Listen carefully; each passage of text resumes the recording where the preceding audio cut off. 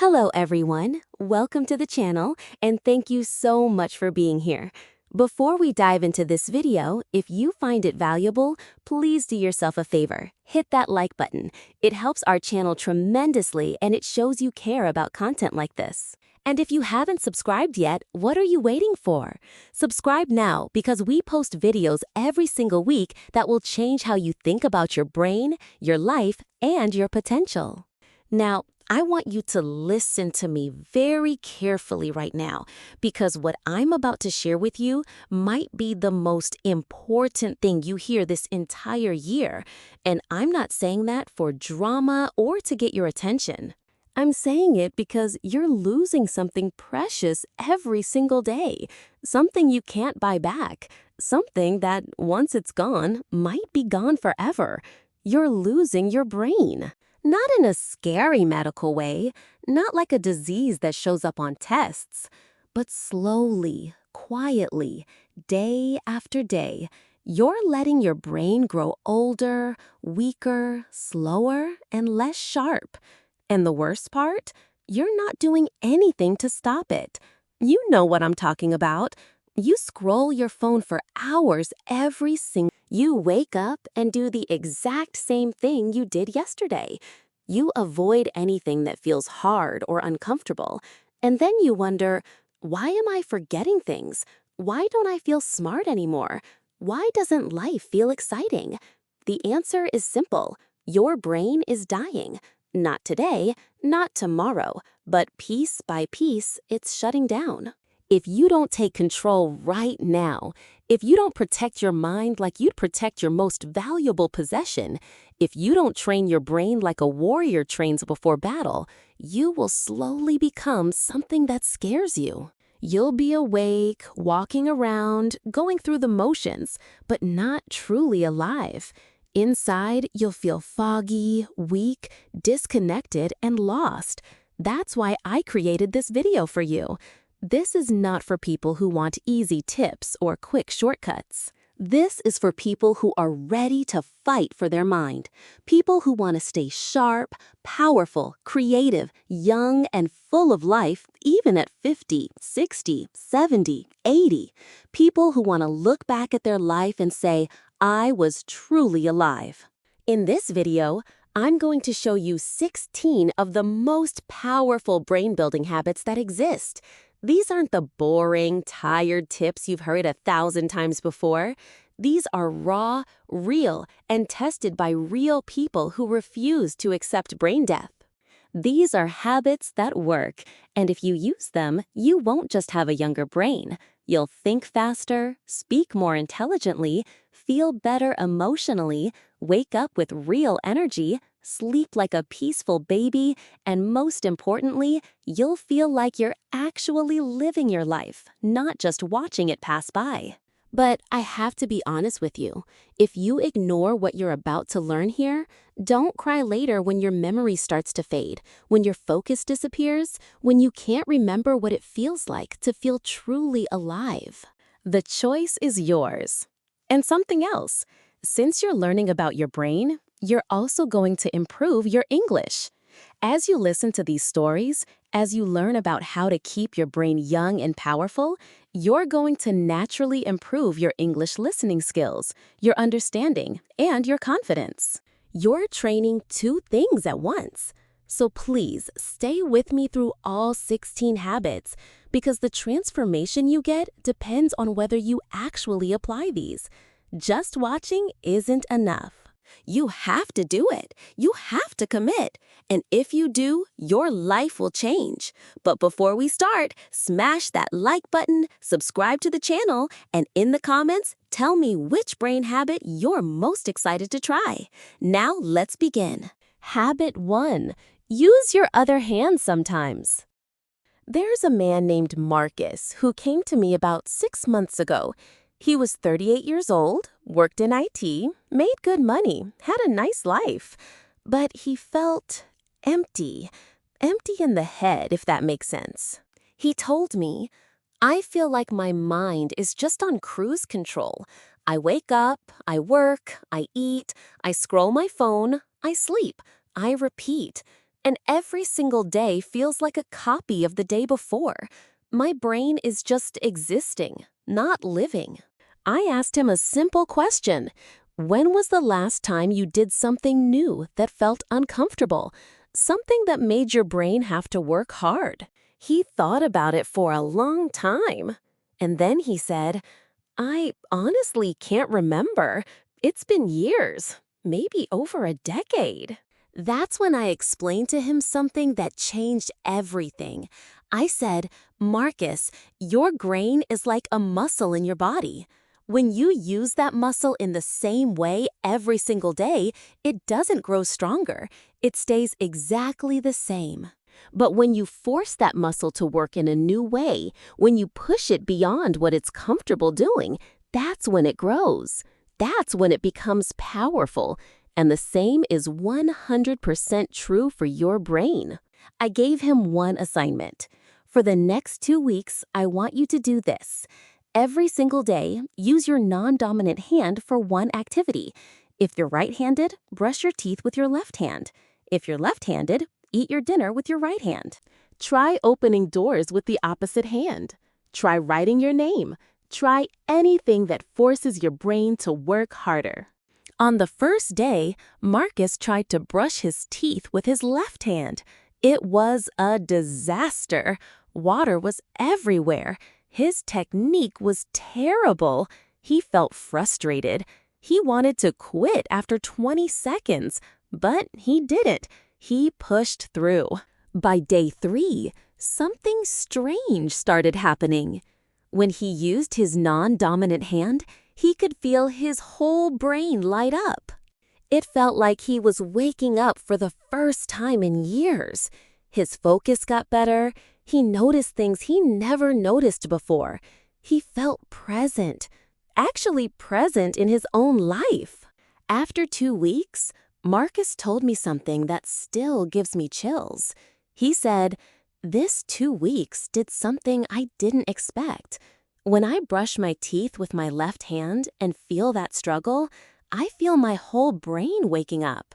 And then for the rest of the day, I feel sharper. I focus better at work. I feel smarter in conversations. And honestly, my life started to feel less boring, less automatic, more real." Here's why this happens. When you use your non-dominant hand, you're not just moving a hand. You're forcing your brain to create new neural pathways. Imagine your brain as a forest of trees. Every time you do something the same way, you're walking down the same path. The path gets worn down. It becomes automatic. Your brain doesn't need to pay attention anymore.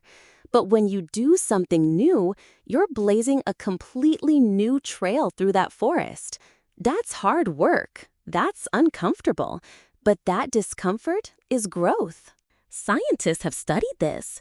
People who regularly do activities with their non-dominant hand show improvements in their overall brain function. They have better problem-solving skills. Their memory gets sharper. Their brain ages more slowly. And they report feeling more mentally alive in their everyday life. So here's your challenge from this habit. Right now, today, pick one thing, just one. Brush your teeth with your other hand. Write your name with your other hand. Eat lunch with your other hand. It will feel weird. You might spill things. You might get frustrated. That's exactly the point. That frustration is your brain saying, wait, this is new. I need to focus. I need to work harder. And that's when the magic happens. That's when you're alive again. Don't dismiss this because it sounds too simple. The simplest habits are often the most powerful because most people won't do them. Most people will hear this and think, that's silly. That won't make a real difference. And then they'll go back to their automatic, boring, brain-killing routines. But you're different. You're here because you want to protect your mind. So try it. Do it for 1 week and feel what happens to your brain. Habit 2. Do one hard thing every day. Let me tell you about David. At 44 years old, David had everything. A good job, a comfortable apartment, enough money. But he felt terrible. Not physically sick, but mentally broken. He went to his doctor and asked, "Why do I feel so tired? Why is my mind foggy? Why do I feel so old when I'm only 44?" His doctor examined him thoroughly. Blood tests, brain scans, everything came back normal. So the doctor asked him a question.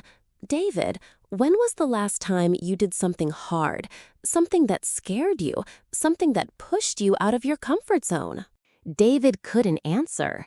He realized he had no real answer. His life for the past decade had been comfortable, too comfortable.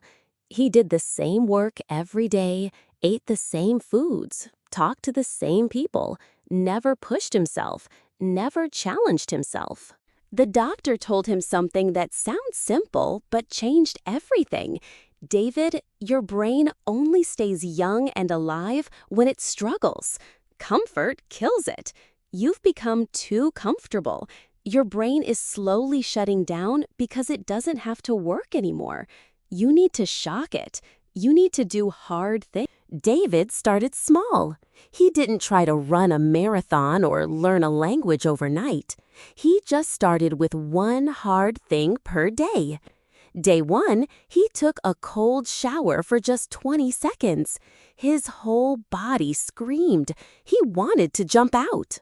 But he stayed in and told himself, "You can do this. It's just 20 seconds."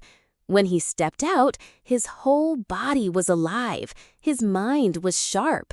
He felt awake in a way he hadn't felt in years. Day 2, he forced himself to read one page of a book he didn't want to read. It took him 15 minutes because he kept wanting to put it down. But he pushed through. And when he finished, he felt powerful. He felt like he had control over himself again. Day 3, he walked alone for 20 minutes with no phone, no music, no distractions, just him and his thoughts. And his mind wandered everywhere. It was uncomfortable, but it was also powerful. After 30 days of doing one hard thing every day, David came back to his doctor, and he said something that shocked everyone around him. He said, "My brain feels electric again, not from medicine, not from some miracle, but from struggle, from pushing myself, from doing things that hurt a little bit. It's like I woke up from a 10-year sleep." Here's the science.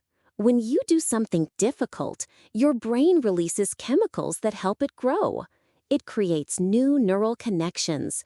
It repairs damaged pathways. It reminds your brain, "Hey, we're alive. We need to be sharp. We need to be ready." When you only do comfortable things, your brain gets lazy. It stops growing. It ages faster. It becomes weak. What counts as hard? Anything that makes you uncomfortable. Speaking English when you're scared. Waking up early when you want to sleep. Saying no to junk food when everyone else is eating. Talking to a stranger. Going to the gym even when you don't feel like it. Reading just one page of a book that challenges you. Learning something new that feels difficult. The point isn't to be miserable. The point is to tell your brain, we're not giving up. We're not staying comfortable forever. We're growing. We're fighting. We're staying alive. Every time you do something hard, you give your brain a shock.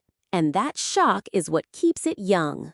So here's your challenge. Right now, right this second, pick one hard thing for today.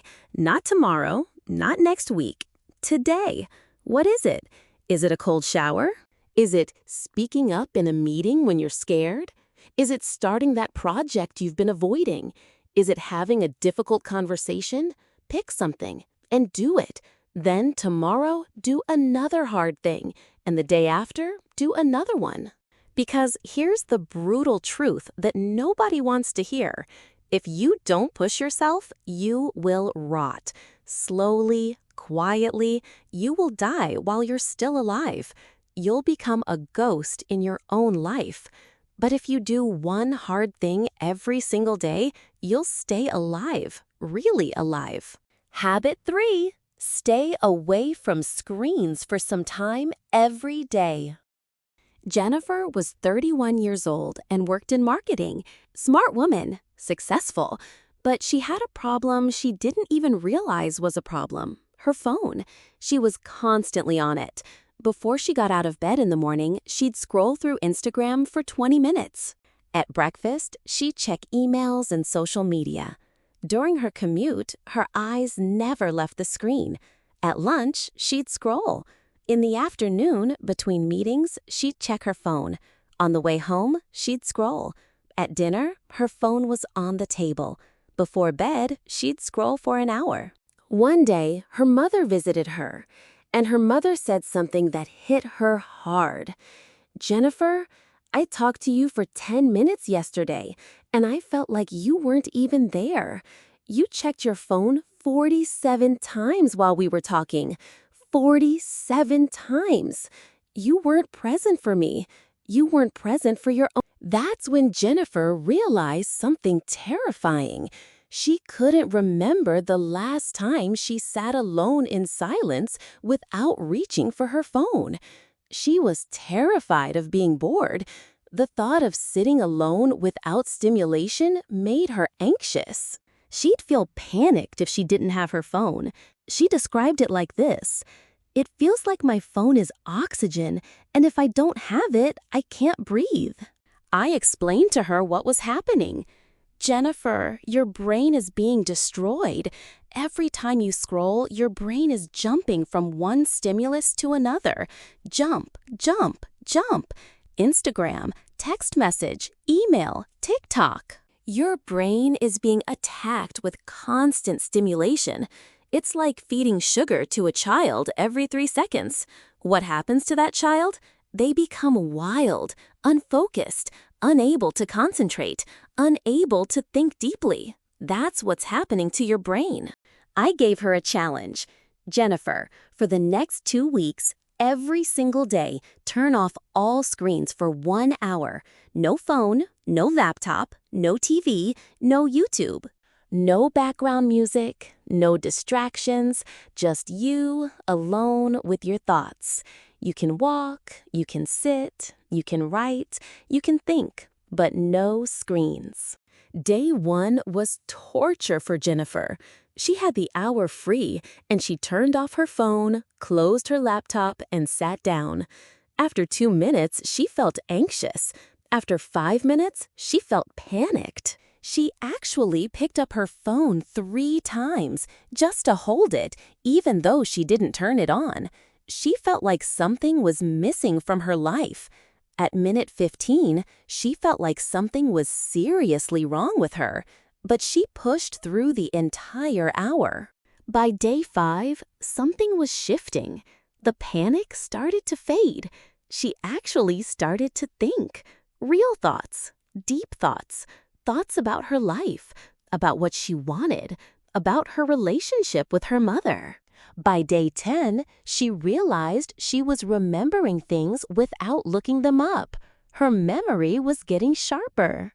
After 2 weeks, Jennifer reported back, "This is going to sound crazy, but that 1 hour without screens is now my favorite part of my day.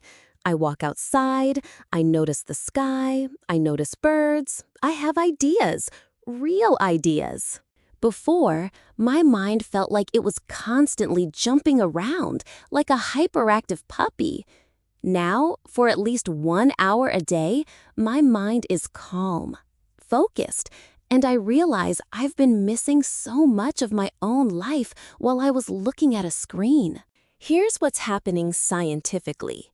When you're constantly on screens, jumping from app to app, post to post, video to video, your brain is in a constant state of shallow attention.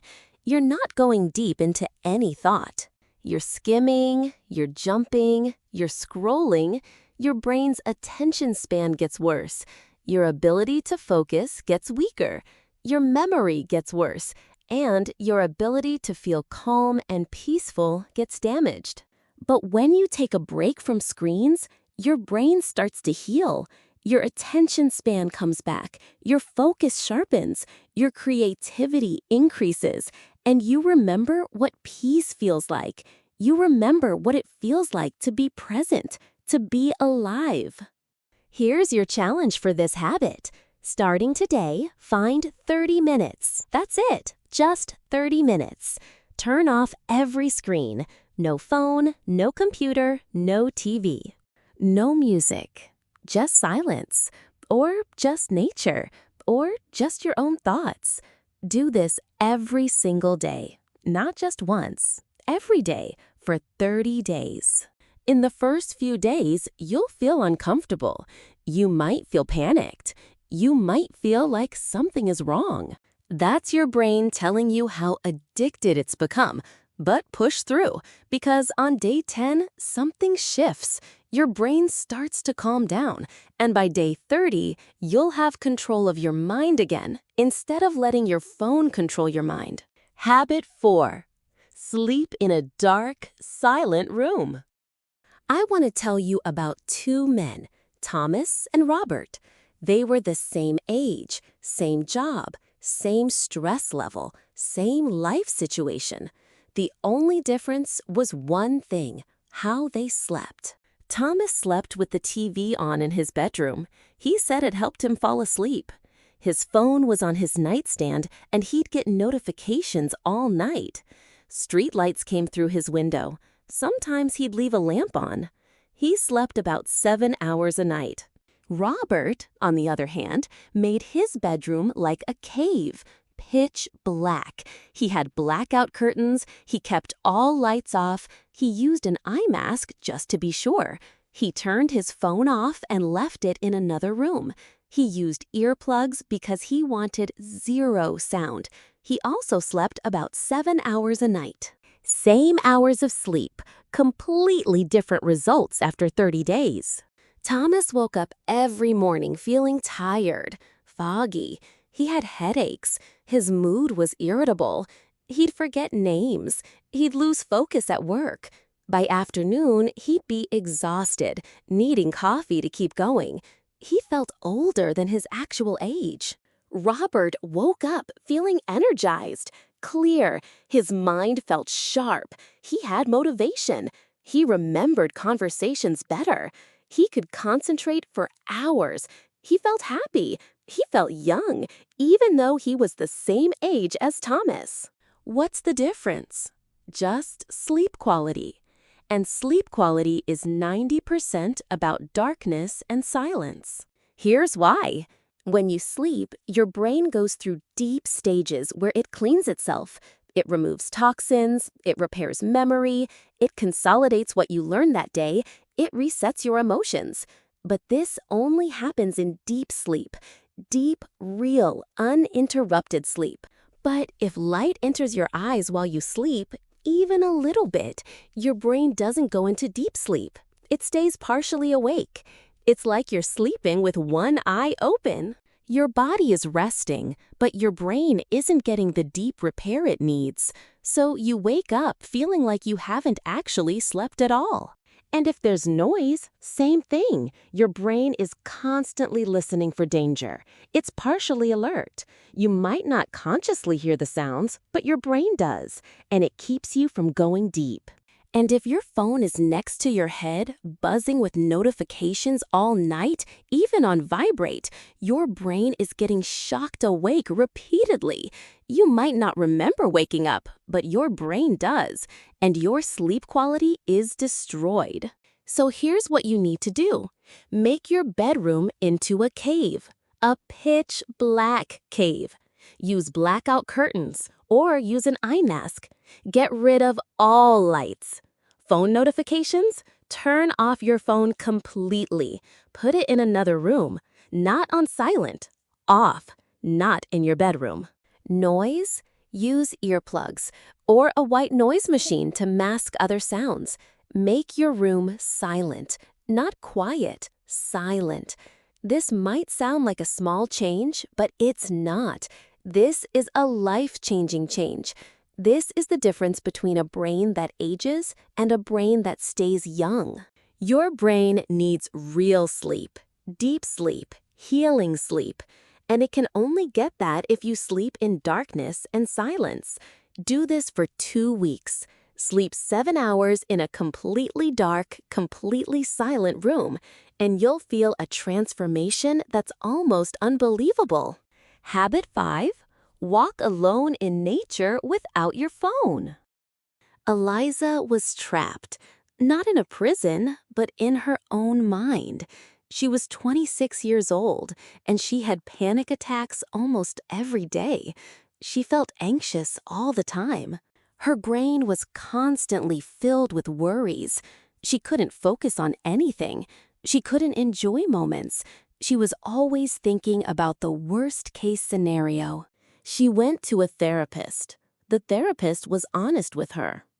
Eliza, you're not broken, but your nervous system is overactive. Your brain is in a constant state of alert. You need to calm it down. Eliza asked, how? What should I take? What medicine will help? The therapist said something unexpected. No medicine. Just walk outside, alone, in nature, every day, without your phone. Eliza was skeptical. She thought, how is a walk going to fix this? That's not real help. But she was desperate, so she committed to try it. Day 1. She walked to a nearby park. She left her phone at home. For the first 10 minutes, she felt something she hadn't felt in years. Boredom, and that boredom felt awful. Her mind immediately wanted stimulation. She wanted to check her phone. She wanted to call someone. She wanted anything to distract her from the silence. But she kept walking. By minute 15, she started to notice things. The sky, the color of the clouds, the way the wind moved through the trees. For the first time in years, she was actually looking at her surroundings, actually seeing. By minute 20, she heard something she had forgotten existed. Birds. Just birds singing. It was the most beautiful sound she'd heard in years. And she actually cried. Not sad tears. Tears of recognition, like she was meeting herself again for the first time. After 1 week of daily walks, Eliza reported something to her therapist that shocked both of them. She said, I don't understand it, but something is changing. My panic isn't gone, but it's quieter. My mind is calmer. When I walk outside without my phone, I feel connected to something real, and that makes everything feel okay. It's like nature is medicine. After 1 month, her panic attacks had decreased by 50%. Her anxiety was manageable, and she felt alive in a way she'd forgotten. Walking alone in nature had literally changed her brain chemistry. Here's the science. When you're in nature, away from screens and noise, your nervous system resets. Your cortisol levels drop, meaning you feel less stressed. Your dopamine and serotonin increase, meaning you feel happier and calmer. Your brain gets a break from processing constant information, and your mind can finally rest. But it only works if you're really present. If you're walking while texting or checking your phone, you're not getting the benefits. You have to actually be there, actually be in nature, actually use all your senses. So here's your challenge. Find a park, or a garden, or even a tree-lined street, and walk there for 10 minutes. Just 10 minutes. Alone. No phone, no music, no podcasts. Just you and nature. Listen to the birds. Feel the wind. Watch the sky. Be present. So here's your challenge. Find a park, or a garden, or even a tree-lined street, and walk there for 10 minutes. Just 10 minutes. Alone, no phone, no music, no podcasts. Just you and nature. Listen to the birds. Feel the wind. Watch the sky. Be present. Habit 6. Read something that challenges your thinking. Marcus was 36 years old, And he had a problem. His mind was closed. He believed certain things, and he never questioned them. He believed all rich people were greedy. He believed success meant giving up your values. He believed money was evil. He lived in this box of beliefs, and he never tried to see the world differently. One day, someone recommended a book to him, a book by a millionaire. Marcus almost didn't read it. He thought, why would I read something by a rich person? I'll just get angry. But he was curious enough to try. In the first chapter, the author shared his story, how he built a business and made millions. But then it said something that stopped Marcus in his tracks. It said, with every dollar I make, I donate 90% of it. I keep just enough to live comfortably. And I spend my time helping others, solving problems, and making the world better. Marcus was shocked. Everything he believed was being challenged. His brain tried to argue. No, this can't be real. He's lying. No rich person is actually good. But he kept reading, and the more he read, the more his mind opened. He didn't agree with everything in the book, but something powerful happened. His mind became more flexible. He realized that people who make money aren't automatically evil, that success isn't automatically corrupt, that his view of the world had been too narrow. After finishing the book, Marcus told me, that single book changed how I see the world. I don't agree with everything the author said, but my mind is bigger now, more open. I feel like I woke up from a dream where I thought I knew everything. And then something interesting happened. He started reading other books that challenged him, books about ideas he disagreed with, books from cultures he didn't understand, books that made him uncomfortable. And his brain started to change. It became more flexible, more creative, more intelligent. Here's why this matters. Your brain is like a muscle. If it only lifts light, soft, easy weights, it stays weak. But if it lifts something heavy, something that challenges it, it grows stronger. Reading something that challenges your beliefs forces your brain to think deeply, to defend your position, to consider new ideas, to grow. Reading something that challenges your beliefs forces your brain to think deeply, to defend your position, to consider new ideas, to grow. But most people only read what they already agree with. They watch videos that confirm what they already believe. They surround themselves with people who think exactly like them, and their brain becomes a closed box. It stops growing. It becomes rigid. It ages faster. So here's your challenge. Find a book or article that you normally wouldn't read, something that represents a view you disagree with, or something that makes you uncomfortable, and read it, not to change your mind, but to open your mind, to exercise your brain, to grow. And when your brain screams, "This is stupid, this is wrong, I don't agree with this," that's the moment to stay. That's the moment to keep reading, because that discomfort is growth. That struggle is your brain becoming stronger. Habit 7. Try to remember without checking. Sarah was a 25-year-old college student, and she had given up on her own memory. She forgot everything: her class schedule, her passwords, her friends' phone numbers. When she would forget something, she would immediately pull out her phone and Google it or check her notes. She had trained her brain to be completely dependent on technology. One day, her teacher pulled her aside after class. The teacher said something that hit her. "Sarah, you're smart, but you're not using your brain. You're using your phone as your brain. When you forget something, you check immediately. You're never giving your brain a chance to do its job. You're telling your brain, 'Don't worry, I'll remember for you.' And your brain is listening. It's getting weaker because you never make it work." Sarah realized it was true. She had trained herself to be helpless.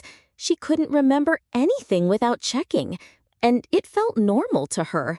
But it wasn't normal. It was brain death. Her teacher gave her a challenge. Before you check anything, pause. Close your eyes.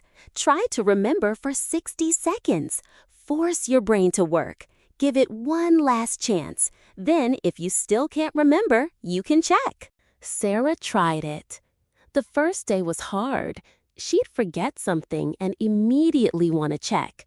But she'd stop herself, close her eyes, try to remember.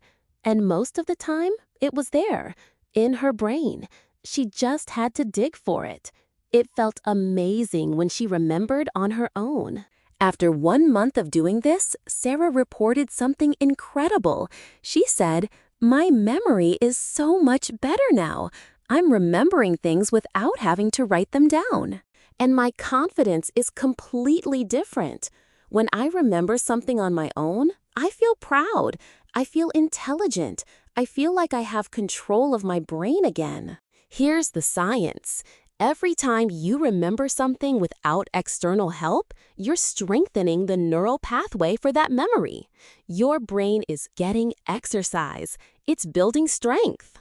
But every time you skip the effort and just check your phone, you're cutting those pathways. You're telling your brain, "You don't need to work. I'll do it for you." And your brain listens. It gets weaker.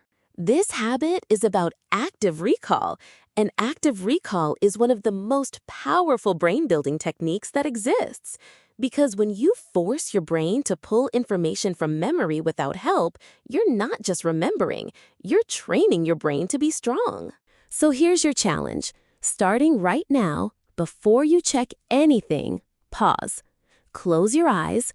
Try to remember for 60 seconds. Even if it hurts, even if you feel like you're failing, force your brain to work. And every single time you remember on your own, your brain gets stronger. Habit 8. Do something new you're bad at. There's a man named Kevin. He was 42 years old, and he was stuck in his own life. He only did things he was good at. He was excellent at his job. He was great at a specific sport. He was good at cooking a few recipes. But everything else he avoided. If he wasn't immediately good at something, he quit. He never challenged himself with something new, and he wondered why he felt stuck, why he felt bored, why his life felt like it had plateaued. I explained something to him. "Kevin, your brain doesn't grow when you win. It doesn't grow when you're good at something. Your brain only grows when you're struggling.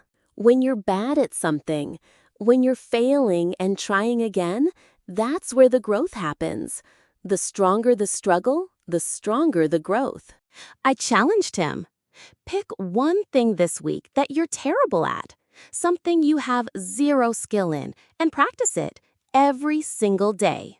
You'll feel frustrated. You'll feel stupid.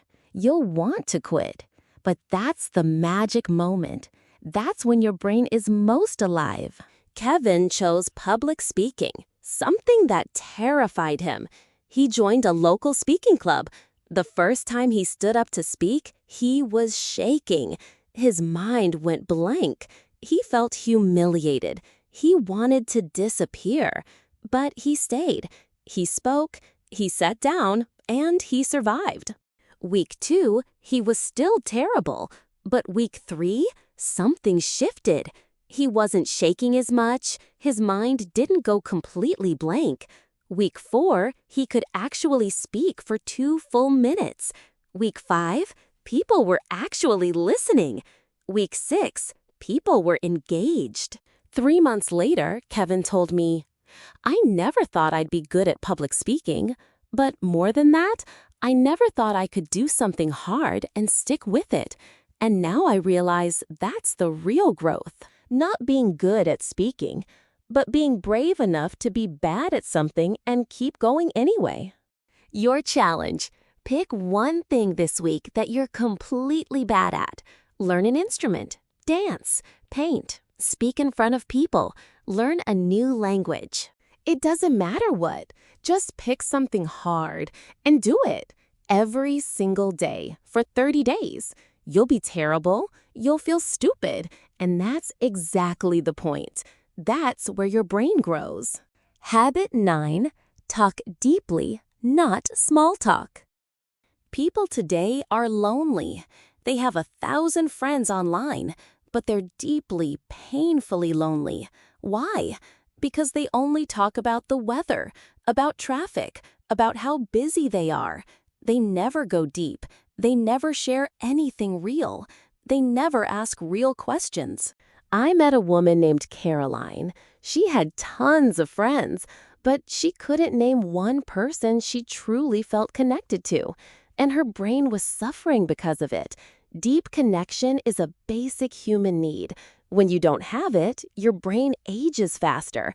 You feel isolated, you feel lonely, even when surrounded by people. I told her, your brain needs depth. It needs real conversation. When you talk about surface stuff, your brain is just running through scripts. But when you talk about something real, something meaningful, your brain is truly engaged. It's alive. I challenged her. Next time you're with someone, stop asking how they are. Ask them something real. Ask them, what changed you this year? When was the last time you felt truly scared? What's one thing you've never said out loud? What do you regret? What's your biggest dream? Caroline did it, and people opened up. Real conversations happened, and something shifted in her brain. She felt more connected, more alive. Her mind became sharper because she was actually engaging deeply with other people. Your challenge. In your next 3 conversations, go deep. Ask one real question. Listen to the answer. Really listen. Don't plan what you're going to say next. Just listen, and you'll feel something shift. Your brain will feel more alive. Habit 10. Change your daily routine often. Most people have a routine, and their routine is killing them. They wake up the same way, they eat the same breakfast, they take the same route to work, they talk to the same people. They watch the same shows, they go to bed the same time. Their brain is on autopilot, and when your brain is on autopilot, it's dying. There was a man named Robert. He had been doing the same routine for 15 years. Same time he woke up, same breakfast, same coffee from the same place, same route to work, same desk, same lunch, same gym, same dinner, same everything. And he felt like he was aging fast, like time was flying, like his life was just repeating endlessly. I told him, Robert, when you repeat the same thing every day, your brain doesn't have to pay attention. It goes into autopilot. And when your brain is in autopilot, time flies.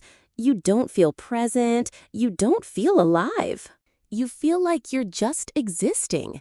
But when you change things up, your brain has to pay attention. And when your brain pays attention, you feel alive, and time feels longer, more precious. I challenged him to break his routine. Every day, change one thing. Different breakfast, different route, different music, different place to work, different lunch, different gym, anything. Just keep it fresh. Robert did it, and he reported, something crazy happened. When I change my routine, my whole day feels different. I'm more present. I notice things. I feel more alive. And because I'm paying attention, my day feels longer, more full. I'm actually experiencing my life instead of just moving through it on autopilot. Your challenge. Starting today, change your routine. Don't keep doing the exact same thing every day. Eat breakfast somewhere different. Take a different route. Do your work at a different location. Change your music. Change your clothes. Change everything constantly. Your brain will wake up, and your life will feel alive again. Habit 11. Teach what you just learned. Here's something most people don't know. You don't truly understand something until you teach it. You can watch videos, you can read books, you can feel like you understand, but until you teach it to someone else, you don't really own that knowledge. There's a woman named Lisa who watched self-help videos constantly. She watched one every day. She felt inspired, she took notes, but nothing changed. Her life stayed the same. Why? Because she was just consuming. She wasn't using what she learned. I told her, "Lisa, you're not learning anything. You're just scrolling through information. Learning happens when you use what you know, and the fastest way to use it is to teach it." I challenged her. Every time you watch a video or read something, immediately teach it to someone. Call your friend, message someone, talk to a stranger, explain what you just learned. Lisa started doing this, and something powerful happened. When she taught it, her brain had to organize the idea, put it into simple words, remember the main points. And in that process, her brain reorganized the knowledge. It became real. It became hers. Lisa reported, "When I teach what I learn, I actually retain it. The ideas stick with me, and they actually start to change my life. Instead of just watching videos and forgetting them the next day, I'm now learning things that matter, that change me, that help me grow." Your challenge? Learn something today and immediately teach it to someone. Don't wait until you're perfect. Don't wait until you fully understand. Just teach it right away, and your brain will lock it in. You'll actually grow from what you learn. Habit 12. Play strategy games, not mindless ones. When people are bored, what do? They grab their phone, and they play a game, but not a strategic game, a mindless game. Tap, tap, tap. Colors flashing, points going up. No thinking, no challenge, just mindless tapping. When people are bored, what do? They grab their phone and they play a game, but not a strategic game, a mindless game. Tap, tap, tap. Colors flashing, points going up. No thinking, no challenge, just mindless tapping. There's a man named David. He played mindless games for hours every day. His brain felt numb, dull, slow. I told him, "David, you're training your brain to be stupid. Every mindless game makes your brain weaker. You need to switch to strategy games." David switched to chess, Sudoku, strategy games, games that hurt his head, games where he had to think, games where he could lose. The first week was miserable. Chess made him frustrated. Sudoku made him want to quit. He wasn't getting the instant dopamine hit from mindless games. But after 2 weeks, something shifted. His brain felt different, sharper, more alive. When he played strategy games and finally won, the dopamine hit was so much stronger than mindless games ever gave him. And more important, his brain was growing, getting stronger, getting smarter. David told me, "I realized I was addicted to easy dopamine. But now that I'm getting hard dopamine, it's so much better. My brain feels alive. I feel smarter. And when I win, it actually means something." Your challenge: stop playing mindless games. Delete them. Replace them with strategy games, chess, Sudoku, puzzle games, thinking games, games that make your brain work, games that make you think. And when your brain hurts, that's when you know it's working. Habit 13. Practice intermittent fasting for mental clarity. Most people eat too much, too often. They wake up, have breakfast, they snack mid-morning, they have lunch, they snack in the afternoon, they have dinner, they snack before bed. Their stomach is never empty, and their brain is always slow. Why? Because digestion is work. When your stomach is always full, your body is always working on digestion. And when your body is busy, your brain has less energy. Your brain becomes foggy, slow, heavy. There's a woman named Patricia. She noticed something strange. On the day she fasted, her brain felt different, sharper, lighter, more focused, but she didn't understand why. So I explained, Patricia, when your stomach is empty, your body shifts into a different mode. Instead of digesting food, your body can focus on other things. Your brain gets more blood flow, more energy, you feel more alert. I challenged her. Try fasting for 12 to 14 hours once a week. Don't eat anything from 8 p.m. to 10 a.m. the next day, just water, and observe what happens to your brain. I challenged her. Try fasting for 12 to 14 hours once a week. Don't eat anything from 8 p.m. to 10 a.m. the next day, just water, and observe what happens to your brain. Patricia did it, and she reported, on my fasting day, my brain feels incredible. I'm so focused, so clear. Ideas flow. I can concentrate for hours. I feel sharp in ways I never feel on normal days. Here's the science. Fasting activates something called BDNF, brain-derived neurotrophic factor. It's literally a growth hormone for your brain. It helps your brain create new neural connections. It helps your brain repair itself. It keeps your brain young. Your challenge, once a week, fast for 12 to 14 hours. Don't eat, just water. And in those fasting hours, notice your brain. Notice how clear it becomes. Notice how focused you get. And realize that eating less can actually make your brain better. Habit 14. Use brainwriting instead of brainstorming. Everyone brainstorms, right? You get a group together, everyone throws out ideas. Fast talking, lots of noise. But here's the truth. Brainstorming usually produces shallow ideas. Why?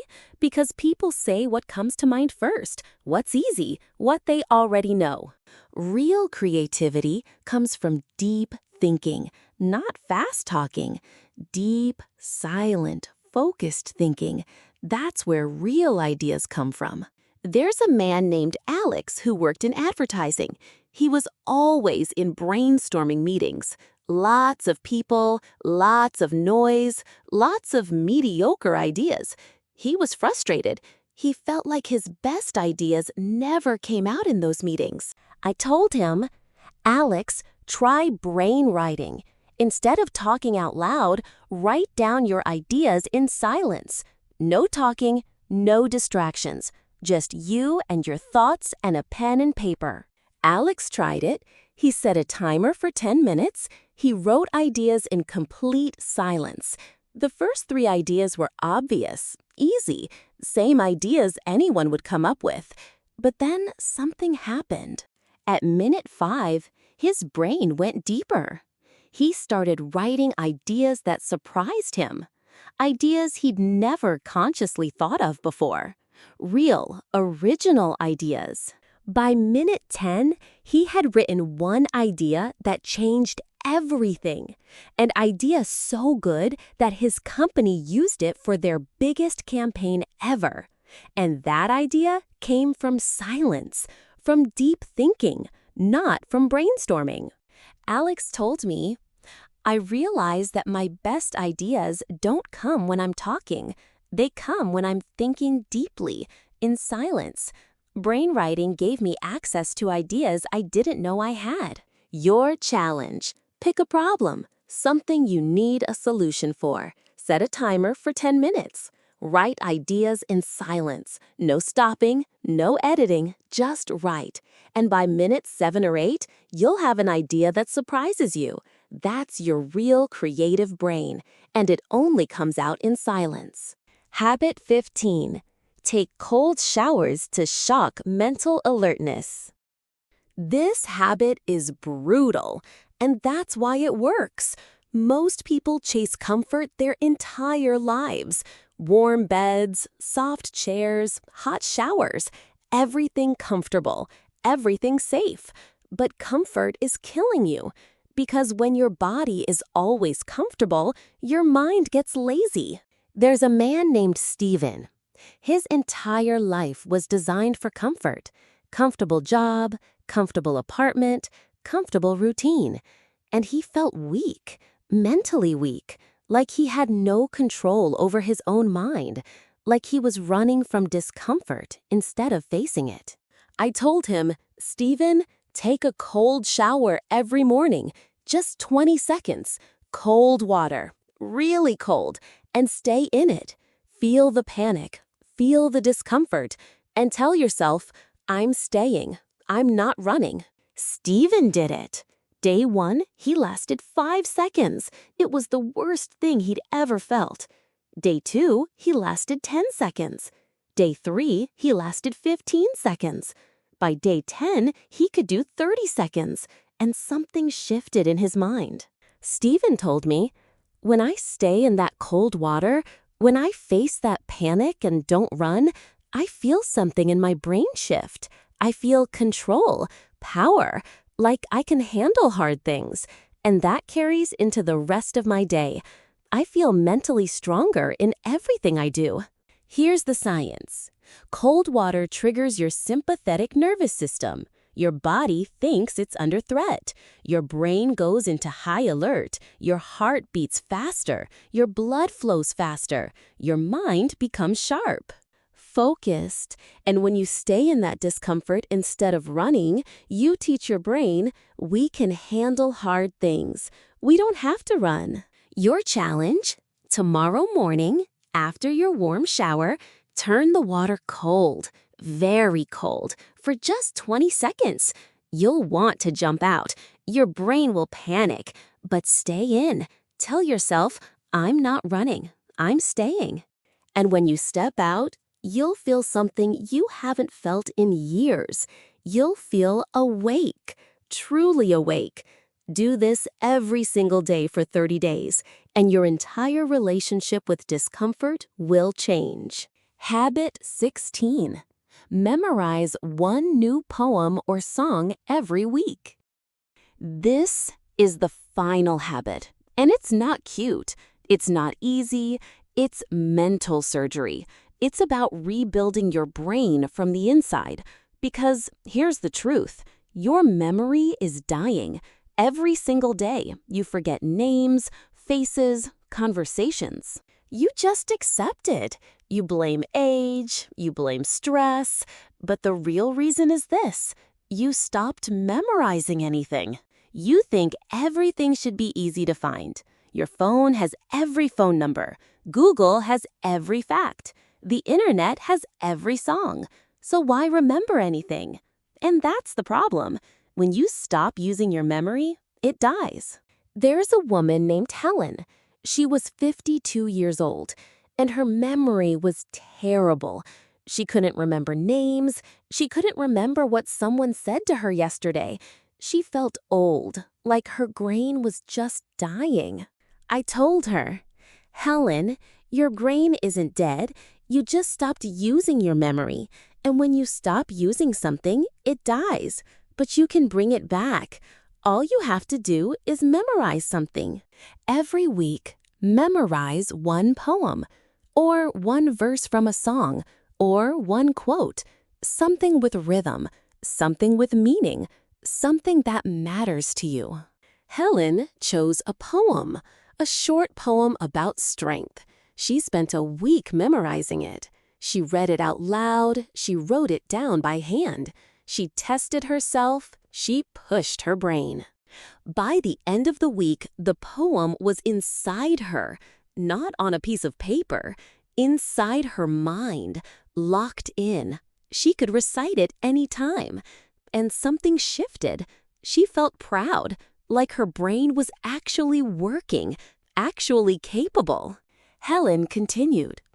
Week 2, she memorized another poem. Week 3, another one. By month 4, she had 4 poems living inside her brain. And her memory started to improve in other areas too.